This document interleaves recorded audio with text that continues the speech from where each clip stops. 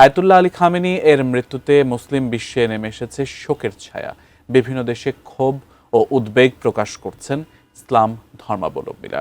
এমন পরিস্থিতিতে বিশেষ বার্তা দিয়েছেন বাংলাদেশ জামায়াতে ইসলামের আমির ডাক্তার শফিকুর রহমান। বিস্তারিত জানাচ্ছেন আরিফ হাসান। দীর্ঘ 4 দশকেরও বেশি সময় ধরে ইরানের রাজনীতি, ধর্মীয় নেতৃত্ব ও আঞ্চলিক কৌশলগত অবস্থানের কেন্দ্রীয় ব্যক্তিতে পরিণত হন ইরানের সর্বোচ্চ ধর্মীয় নেতা আয়াতুল্লাহ আলী খামেনি। তার নেতৃত্বে ইরান বিশ্ব রাজনীতির অন্যতম আলোচিত রাষ্ট্রে পরিণত হয় এবং সামরিক ও কৌশলগত সক্ষমতায় পৌঁছে যায় নতুন উচ্চতায়। বিশ্লেষকদের মতে, আরব বিশ্বের অনেক দেশ যখন পশ্চিমা প্রভাব বলয়ে গভীরভাবে আবদ্ধ হয়ে পড়ে, তখন তেহরান সরাসরি চ্যালেঞ্জ ছুড়ে দেয় ইসরায়েল ও যুক্তরাষ্ট্রের প্রভাবের বিরুদ্ধে। এই অবস্থানই দেশটিকে দীর্ঘদিন ধরে ভূরাজনৈতিক উত্তেজনার কেন্দ্রে রেখেছে।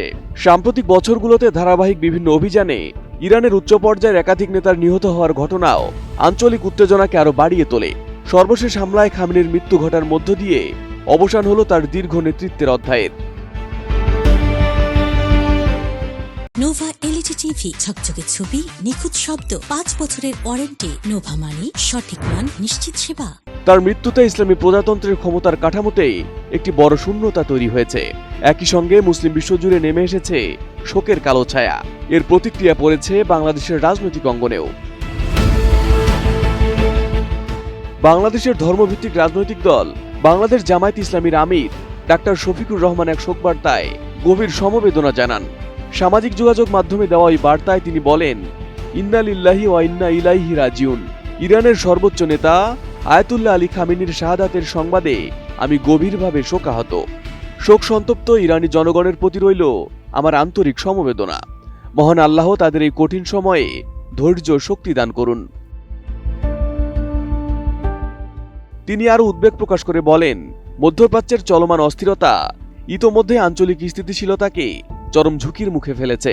পরিস্থিতি যদি আরো সামরিক সংঘাতের দিকে গড়ায়, তবে তা একটি দেশের গণ্ডি পেরিয়ে পুরো অঞ্চলের জন্য ভয়াবহ পরিণতি ডেকে আনতে পারে। পবিত্র ধর্মীয় সময়ের মধ্যে সংঘাত বাড়লে তা বিশ্বজুড়ে সাধারণ মানুষের মনে ক্ষোভ ও উদ্বেগ সৃষ্টি করবে এবং বিশ্ব শান্তি আরো বিপন্ন হবে।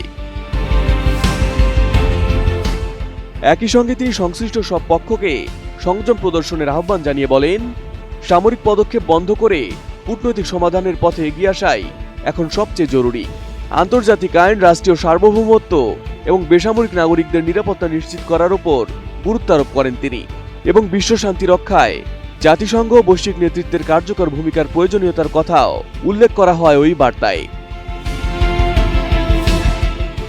Arif Hasan, ATN news.